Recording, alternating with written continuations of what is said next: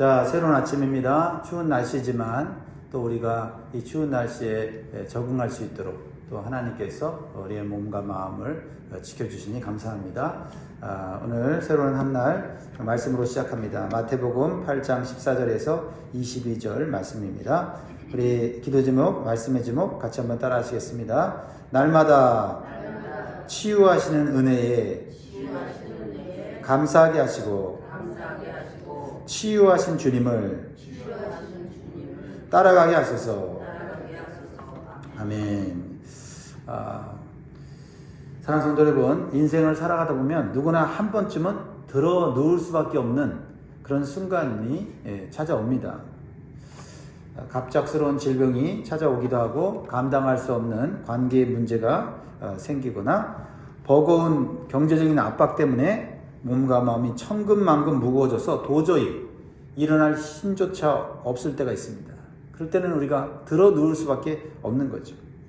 그럴 때 믿음을 가진 우리는 누구를 찾습니까? 가장 먼저 하나님의 이름을 부르면서 우리가 하나님을 찾습니다. 하나님, 이 병을 고쳐주십시오. 이 문제를 해결해 주십시오. 저를 좀 일으켜 세워주십시오. 그러면 감사하게도 우리 하나님은 우리의 기도를 외면하지 않으시고 응답해 주십니다. 긍휼히 여기시고 손을 내미시고 다시 살게 하십니다. 그래서 지금까지 살아온 것입니다. 그래서 오늘 기도 제목이 뭐냐면 날마다 치유하시는 은혜에 감사하게 하시고, 우리가 지금 치유를 맨날 받고 있는 거예요. 그러니까 우리가 오늘 살아가고 있는 거 아닙니까? 어떤 큰 병에 걸려서 꼭 그 치유되어 치유가 아니라 치유가 있기 때문에 오늘 걷는 거고 활동하는 거고 우리가 살아가는 것입니다. 그런데 우리가 한번 정직하게 오늘 말씀 앞에서 우리 자신을 살펴보면서 질문을 해보면 좋겠습니다. 그렇게 간절히 바라던 문제가 해결된 뒤에 내 삶은 어떻게 달라졌는가라는 것입니다. 혹시 문제는 해결받았는데 하나님과의 관계는 다시 예전처럼 느슨해지지는 않았는지를 생각해 보자는 것입니다. 만약 그렇다면 우리는 은혜를 받은 수혜자일 수는 있지만은 아직 주님을 따르는 제자의 자리까지는 가지 못했다라는 것을 우리가 생각해 보아야 합니다. 오늘 본문에서 마태는요, 아주 독특한 방식으로 이 이야기를 전개하고 있어요.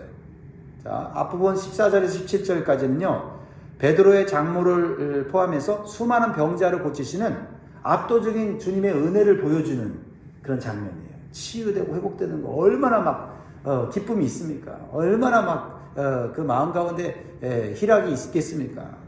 그런데 바로 이어서 18절에서 22절까지는 주님을 따르겠다 나서는 사람들에게 주님이 말씀하시는데 그 말씀이 매우 냉정하게 느껴질 정도로 결단을 요구하고 있다는 거죠. 치유와 예수님을 따르는 것을 이렇게 묶어놓았다. 왜 저자 마태는 이 두 장면을 일부러 이렇게 하나로 묶어놓았을까요? 그것은 우리에게 이 진리를 분명히 전하고 싶기 때문이에요. 이 말씀을 기억하세요. 치유는 인생의 목적지가 아니라 주님이 가시는 길로 들어서는 입구다. 주님이 우리를 고치시고 일으키시고 살려주신 진짜 이유는 무엇입니까? 그 은혜가 우리를 편안한 안주로 데려가지 않고 영광스러운 섬김과 따름의 자리로 이끄시려는 것이다라는 거지요. 현재의 자리에 치유받고 회복받아서 편안하게 사는 그것에 주님은 초점을 맞추지 않고 주님을 따라가는 생명의 길, 영생의 길, 하나님 안에서 누리는 그 영원한 삶을 보게 하고 누리게 하시려고 주님이 우리를 치유하셨다라는 거예요. 근데 우리는 치유받고 회복되고 이 자리에 평안하게 사는 거, 거기에 초점을 맞추니 또 병들면 낙심하고 또 문제가 생기면은 또 그 문제 앞에서 버들버들 떠는 게 우리 인생 아니냐는 것입니다. 오늘 우리는 은혜의 수혜자로만 살아가는 것이 아니라 예수님의 제자로서 복음의 길, 십자가의 길, 영생의 길을 가야 될 줄 믿습니다. 그 길로 나아가야 돼요. 자, 첫 번째로 우리에게 주시는 영적 교훈은 예수님의 은혜는 우리를 일으켜 세웁니다. 14절 말씀을 보니까 예수께서 베드로의 집에 들어가사 그의 장모가 열병으로 앓아 누운 것을 보시고. 자, 여기 14절에 예수님이 어디로 가셨어요? 베드로의 집에 들어가셨는데 장모가 열병으로 누워 있는 것을 보셨다는 거예요. 예수님은 우리 집에 오셨을 때 그냥 그 집에 그냥 계시는 게 아니에요. 우리가 아픈지 문제가 있는지 힘든지 어려운지 주님은 보신다라는 거예요. 참 이 단어가 따뜻하지 않습니까? 주님은 우리의 고통을 구경하지 않으신다는 거예요. 우리가 무너진 자리, 기력이 다해서 누워 있을 수밖에 없는 그 자리, 그 절망의 자리를 주목하고 계시다라는 겁니다. 당시 그 베드로의 장모가 걸린 열병은요, 고칠 수 없는 죽을 병이었습니다. 그래서 장모가 누워 있음으로 인해서 그 가정이 얼마나 분위기가 어둡고 낙심되고 정말 그 가정의 모습이 얼마나 어둡게 느껴졌겠습니까? 집이 어둡고 절망스럽고 낙심이 되면 참 그 가정 구성원들이 얼마나 힘이 듭니까? 그러나 주님께서 그 어둡고 절망적인 집에 들어오셨다는 거예요. 이게 중요한 겁니다. 주님의 사랑과 은혜로 그 장모의 질병을 고쳐 주셨습니다. 그렇습니다. 주님이 우리 집에 들어오시면 어둠이 물러가고 질병이 물러가고 악한 것이 물러가는 줄 믿습니다. 15절을 보면 예수님의 치유의 과정은 매우 짧고 강렬하게 보여집니다. 자, 15절 어떻게 고치십니까? 그의 손을 만지시니 열병이 떠나가고. 여인이 일어나서 예수께 수종들더라. 그의 손을 만지시니 열병이 떠나가고. 당시 문화에서는요, 죽을 병에 걸린 병자와 접촉하는 것은 부정한 일로 여겨지고 꺼려지는 일로 여겨졌어요. 그런데 예수님은 그러한 죽을 병을 걸린 병자와 거리두기를 하지 않으시고 가까이 가시고 접촉하셨다는 거예요. 손으로 만져주셨다라는 것입니다. 우리 주님은요, 멀리서 힘내라라고 말씀하시는 분이 아니라 힘이 없어 축 늘어진 우리의 손을 직접 만져주시고 힘을 불어 넣어주시는 분이십니다. 그런데 우리가 정말 주목해야 될 것은 치유 이후의 삶이에요. 15절 하반전에 이 치유받은 여인이, 회복된 여인이 무엇을 하고 있어요? 여인이 일어나서 예수께 수종 들더라. 회복의 결론이 편안한 휴식이 아니라 자발적인 섬김이었다는 사실입니다. 여기서 수종 들다라고 하는 이 단어는 디아코네오라는 단어죠. 어디서 많이 들었죠? 디컨, 집사. 단순히 집안일을 좀 도왔다는 수준을 뛰어넘어서 내 삶을 내어놓아 주님의 필요를 채우는 섬김을 뜻하고 있는 것입니다. 그렇습니다. 무엇을 의미하고 있어요? 이 짧은 구절에 치유받았는데 일어나서 누구를 수종들어요? 예수님을 수종들더라. 이게 치유받은 삶의 완벽한 모습이다. 아름다운 모습이다. 열매 맺는 모습이다라는 겁니다. 주님이 우리를 고치시는 목적은 편안하게 누워 있으라고 하는 것이 아니라 다시 새롭게 살아가라고 하시는 것인 줄 믿습니다. 병원에서 수술이 잘 끝나면 그게 끝입니까? 수술 잘 마쳤습니다. 경과가 좋고 이제 당신 살았습니다. 그러면 그것이 끝입니까? 그때부터 시작입니다. 재활을 하고 생활 습관을 바꾸고 이제 안 좋은 것들은 먹지 말고 그래서 그렇죠? 건강해진 몸으로 다시 살아가는 겁니다. 복음도 마찬가지입니다. 예수님이 우리를 죄와 사망의 자리에서 건져내신 이유는 이제 구원받았으니 편안하게 살아라 라는 것이 아니라 새 생명을 얻었으니 그 생명으로 예수님을 따라가며 예수님을 닮아가라 라고 말씀하시는 줄 믿습니다. 이게 주님의 부르심이에요. 사랑하는 성도 여러분, 치유받은 이후에 주님을 필요로 하지 않는 안일한 삶으로 사는 것이 아니라 주님을 섬기고 주님을 따라가는 복된 제자가 되기를 바랍니다. 자, 두 번째로 주시는 교훈은 참된 제자는 받은 은혜를 섬김으로 드러낸다라는 것을 보여주지요. 자, 베드로의 장모가 개인적으로 섬기기 시작한 장면이 이제 16절로 가면 더 크게 확장이 됩니다. 섬김은 확장이 돼요. 16절 같이 있습니다. 저물매 사람들이 귀신 들린 자를 많이 데리고 예수께 오거늘 예수께서 말씀으로 귀신들을 쫓아내시고 병든 자를 다 고치시니. 베드로의 장모가 열병으로 죽을 병에서 치유되자 예수님을 섬기는 예수님의 제자가 되죠. 그 소식을 들은 수많은 사람들이 병든 자와 귀신 들린 자를 데리고 예수님께 옵니다. 치유받으러 온 것이지요. 그때 예수님은 시간이 저녁이었지만은 그들을 거부하거나 귀찮아하지 않으시고 말씀으로 고쳐주셨다 그랬어요. 말씀으로 고쳐주셨다. 그리고 마태는 17절에서 이 장면의 의미를 딱 한 문장으로 해석해 주고 있는데, 왜 예수님이 수많은 병자들을 고치시고 그들을 다 회복시켜 주셨느냐? 17절, 이게 굉장히 중요한 말씀입니다. 같이 읽습니다. 시작. 이는 선지자 이사야를 통하여 하신 말씀에 우리의 연약한 것을 친히 담당하시고 병을 짊어지셨도다 함을 이루려 하심이라. 예수님이 단순히 예수님의 능력으로 그 병든 자들, 귀신 들린 자들, 사망의 권세 붙잡힌 자들을 치유한 게 아니라 예수님이 그들의 그 불행과 고통과 절망을 예수님이 대신 짊어지셨다. 예수님이 짊어지셨기 때문에 우리가 회복한 거고 우리가 새로운 삶을 살게 되었다는 것을 말씀하시는 거예요. 여기서 우리가 단순히 질병 치유, 문제 해결이 우리 신앙생활이 아닌 것을 보게 되죠. 그렇죠? 우리의 연약한 것을 친히 담당하시고 병을 짊어지셨다. 이게 뭐예요? 복음의 핵심인 십자가 아닙니까? 예수님이 병을 고치신 이유는 단지 자신의 능력을 보여주고 사람들에게 인기를 얻으려고 했던 게 아니에요. 주님은 병을 고치는 순간에도 이미 십자가를 향해 가고 있었다는 거죠. 그 질병의 근본 원인은 죄, 그 죄를 짊어지심으로 우리의 삶의 모든 것을 해결하시고 해방시키려고 하는 주님의 그 모습을 우리가 볼 수 있어야 된다는 거죠. 십자가가 뭡니까? 연약한 우리의 대신 짐을 짊어지시는 겁니다. 그 짐이 뭐예요? 죄의 짐, 그렇죠? 저주의 짐, 우리가 평생 가져가야 되는 노동의 짐, 그렇죠? 이러한 누군가를 끊임없이 부양하고 양육하고 책임져야 되는 짐, 얼마나 우리 인생이 힘이 듭니까?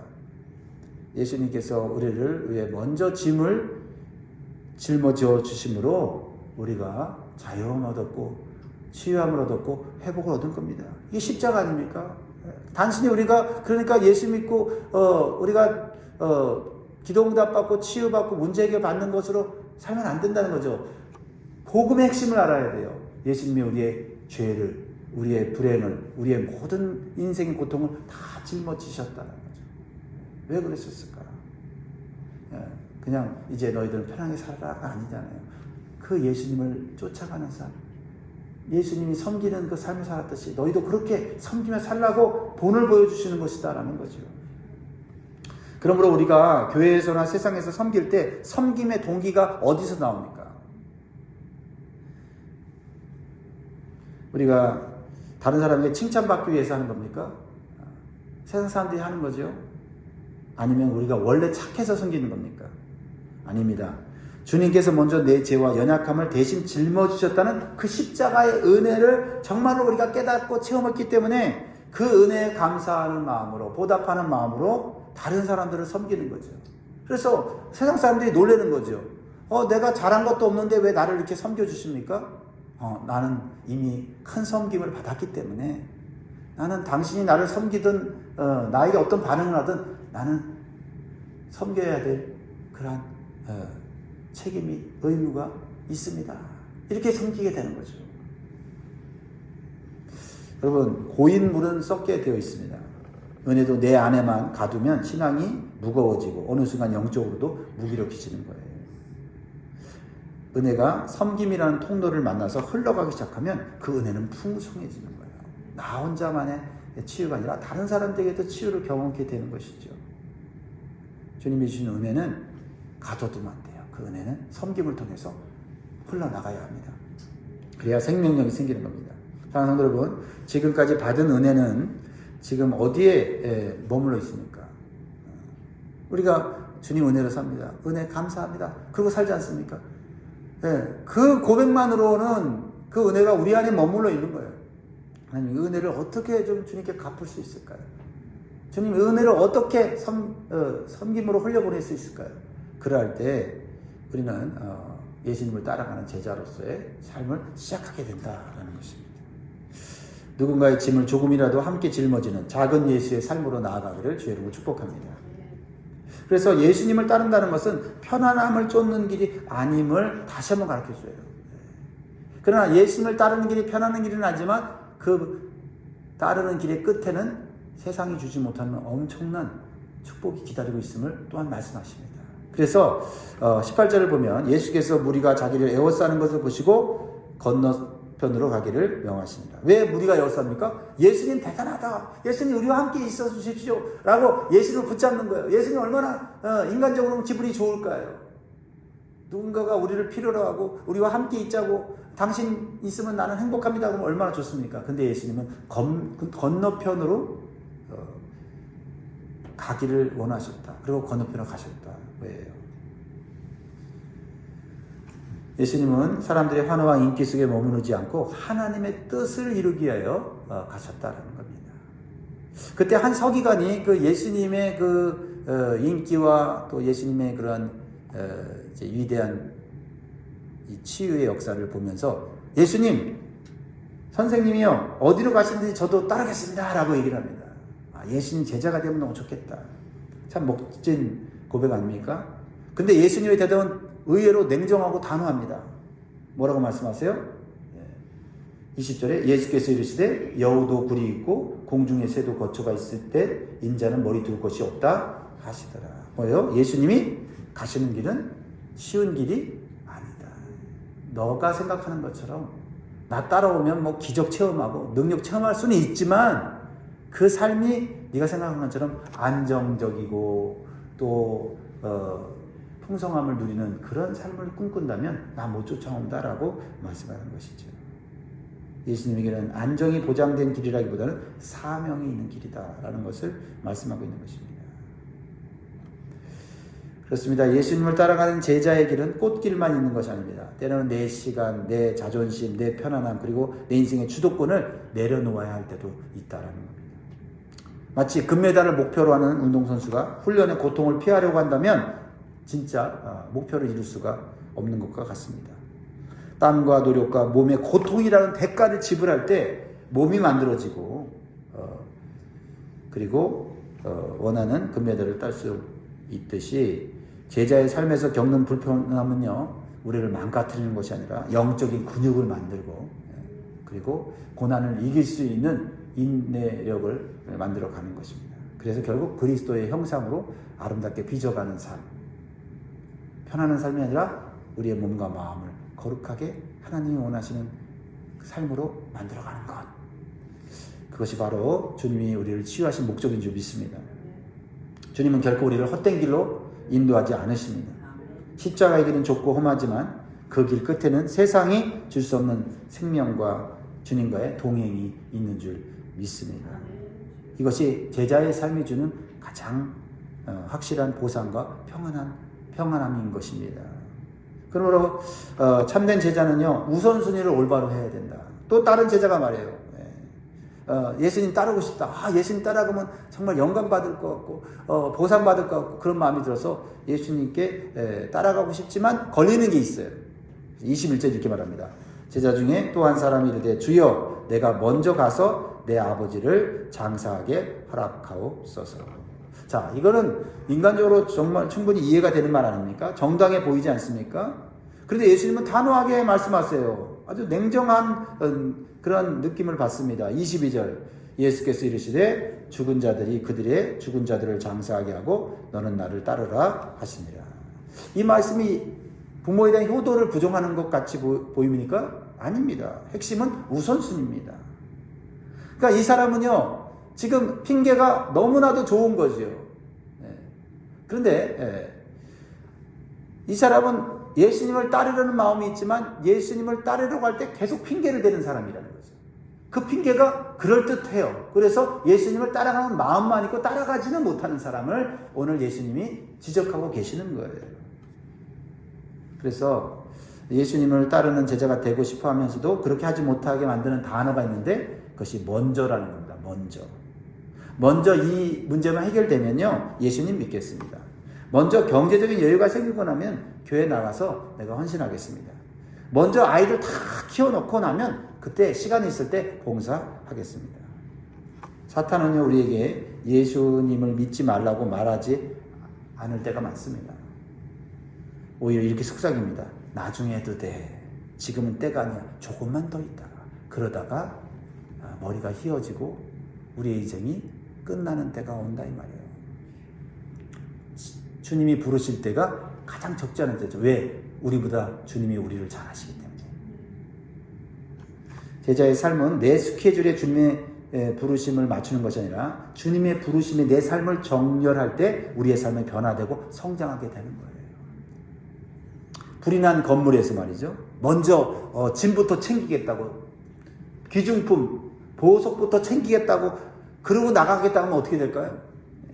밖에서 소방관이 위험하다고 빨리 나오라고 소리칠 때 지금 아깝지만 다 버리고 나가야 살게 되고 다시 새롭게 시작할 수 있게 되는 거 아닙니까?